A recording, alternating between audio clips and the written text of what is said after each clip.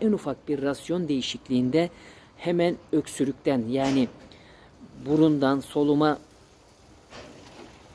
sisteminden ciğere giden o fonksiyonel bölümden hemen rahatsızlanmaya başlıyorlar.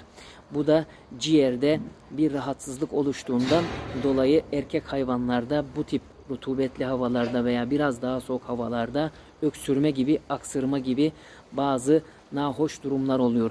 Eğer bunların önlemlerini almazsak ileriye dönük bu çok büyük sıkıntılar olabiliyor. Hatta ve hatta çok sıcak havalarda bile hararet gösteren erkeklerimizde, yani danalarımızda, besi danalarında yine aynı sorunu, sıkıntıyı yaşayabiliyoruz. Yani sözün kısası, danalarda akciğer ineklerden daha hassas. Hemen rahatsız olabiliyorlar. Bunların bir sebebi de erkek daha etli, daha yağlı veya ona benzer daha kilolu olduğu için de olabilir. Bunların sebeplerini, nedenlerini sayabilirsiniz. Ama görünen vaka şu ki erkekler en ufak bir nahoş durumda hemen akciğerlerinden rahatsızlık duyup hemen burunları akmaktadır, gözleri ıslanmaktadır ve öksürmeye başlamaktadır.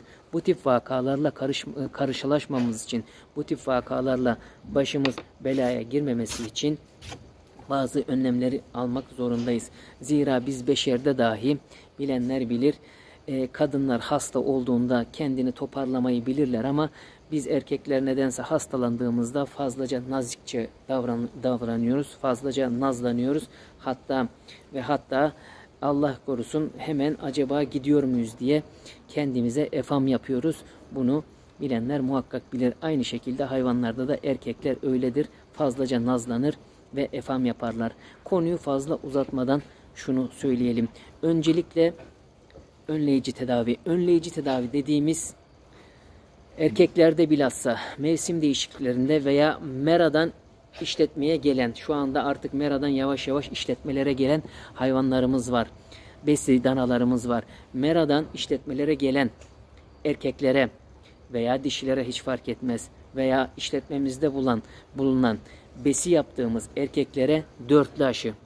Arkadaşlar bir daha söylüyorum. Dörtlü aşımız var. Veteriner hekimlerinize sorarsanız veya hayvan ilacı satan eczanelerde sorarsanız dörtlü aşı. Dörtlü aşıyı muhakkak yapıyoruz. Dörtlü aşıyı yapmadan besi yapamayız. Karma aşı, geçen de söylediğim karma aşıyı meradan inen hayvanlara karma aşı yapmadan veya beshanede, işletmede bulunan besicilik yapan hayvanlar